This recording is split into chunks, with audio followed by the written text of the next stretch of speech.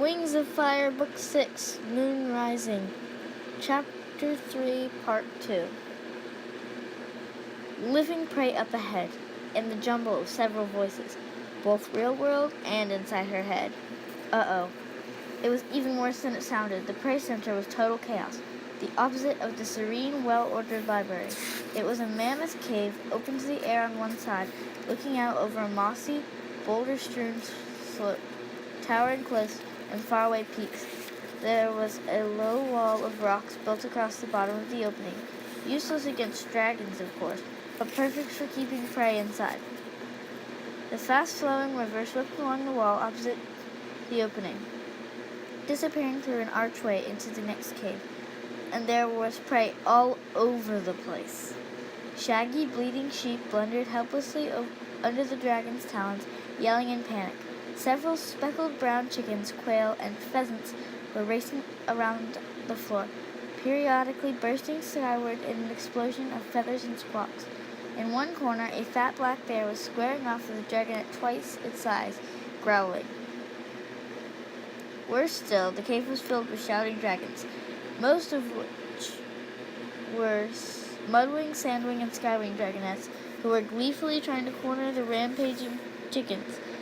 They bellowed instructions at one another, yowled when the pheasants dodged them, and shrieked hilariously whenever birds nearly flew up their snouts.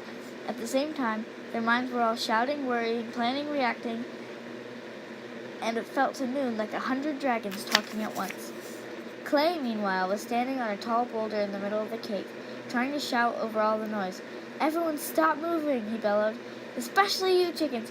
Chickens, give up. We're going to eat you. There's nothing you can do about it. Stop running right now."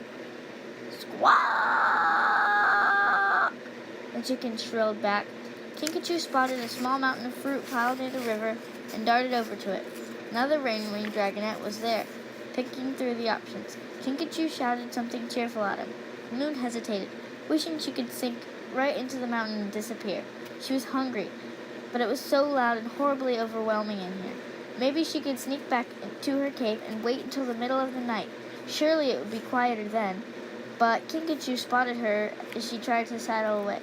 The rainwing flapped her wings wildly, beckoning, and finally Moon had to duck her head and sprint over, hoping not to get hit by any chicken parts on her way. "Moon, this is my friend Coconut," Kinkajou said. Thought he was my friend, shimmered through her mind, and Moon had a moment to wonder if Kinkajou did have a dark, bitter side after all. Before Kinkajou added blithely, "At least I thought he was my friend until I got abducted by bad guys for 3 weeks and he didn't even notice I was gone." She poked him pointedly with her tail. Didn't I say I was sorry about that?" Coconut mumbled around a mouthful of papaya. His scales were a quiet lavender blue and his eyes were sleepy. "Or did I?" "Something like that. Mostly you say, what? Every time I bring it up," Kinkajou said. She turned to Moon. "I'm going to learn to read eons before he does." "Why is that?" Coconut asked mildly. "Because I'm smart and you're not," Kinkajou pointed. "That was implied, Coconut. It was subtext." "Right," he said, not even the least bit offended. Perhaps because it only seemed to be partially following the conversation. "The mangoes are pretty good," he said to Moon. "I was told to eat them first because they're all ripe. I like bananas better, but mangoes are fine. I don't particularly like coconut, though." "Ironically," Kinkajou said. "What?" he said. "See?" she said to Moon, grinning. Moon nodded, unable to speak through the cacophony inside her ears. At least Coconut's thoughts were slow and meaningless, although she thought she might go mad if she had to listen to them all day long. He passed her 3 mangoes, and she sliced them open with her claws the way she taught herself to do when she was alone in the rainforest during one of her mother's longer absences. "Woof," said a voice behind her. Moon jumped and nearly dropped the mangoes in the river. "It's just me," Clay said to her kindly. "I'm glad you found Kinkajou. I thought you two would be a good match." "You did?" Moon thought in bewilderment. She couldn't see anything in common between herself and the bubbly rainwing. Clay shooed a chicken away from the fruit and glanced around the tumultuous cave.